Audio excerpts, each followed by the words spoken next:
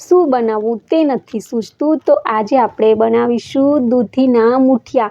તો સવારના નાસ્તામાં પણ ખાઈ શકાય, બાળકોને લંચ બોક્સમાં પણ આપી શકાય અને સાંજના ડિનરમાં પણ ખાઈ શકાય તેવા પોચા રૂ જેવા દૂધીના મૂઠિયા બનાવવા માટે આપણે દૂધીની છાલ ઉતારી અને આ રીતે તેને છીણી લઈશું. અને હવે આપણે આમાં 1 ચમચી જેટલું મીઠું, 1 ચમચી જેટલી વરિયાળી પાવડર અને થોડી એવી હળદર પાવડર, સાથે આપણે 1 ચમચી ધાણા જીરું પાવડર, 1 ચમચી જેટલું લાલ મરચું પાવડર અને ઝીણા સમારેલા લીલા મરચાં, 1 ચમચી લસણની પેસ્ટ, 1 ચમચી જેટલું છીણેલું આદું અને અહીંયા મેં થોડો એવો આમચૂર પાવડર લીધેલો છે.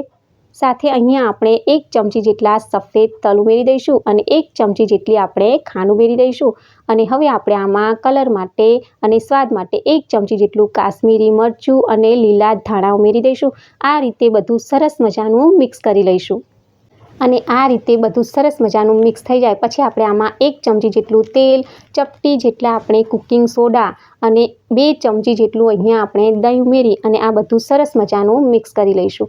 અને આ રીતે બધું સરસ મજાનું મિક્સ થઈ જાય પછી આપણે આમાં ઘઉંનો કરકરો લોટ સાથે આપણે 2 ચમચી જેટલો ચણાનો લોટ ઉમેરી દઈશું. અને આ રીતે આપણે સરસ મજાનું બધું મિક્સ કરી અને લોટ બાંધી લઈશું. અહીંયા લોટ બાંધતી વખતે પાણીનો ઉપયોગ નથી કરવાનો. અને આ રીતે આપણે બધું સરસ મજાનું મિક્સ કરી અને આ રીતે સરસ મજાનો લોટ બાંધીને તૈયાર કરી લીધો.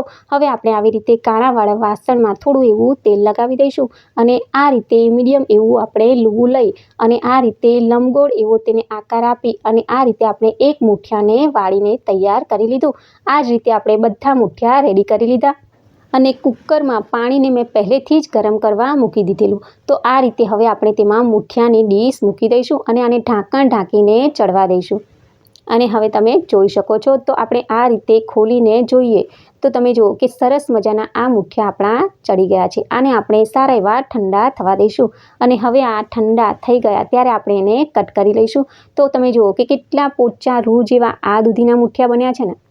અને હવે આ મૂઠિયાનો વઘાર કરવા માટે એક કડાઈમાં આપણે તેલ ગરમ કરી લઈશું. તેલ ગરમ થાય એટલે તેમાં રાઈ, સફેદ તલ ઉમેરી દઈશું. સાથે મીઠા લીમડાના પાન, 1 લીલું મરચું ઉમેરી અને તેમાં 1 ચમચી જેટલું આપણે કાશ્મીરી લાલ મરચું ઉમેરી આ રીતે આપણે દૂધીના મૂઠિયા ઉમેરી મિક્સ કરી અને 2 મિનિટ માટે થવા દઈશું. તો હવે આ સરસ મજાના હેલ્ધી એવા દૂધીના મૂઠિયા બનીને તૈયાર છે.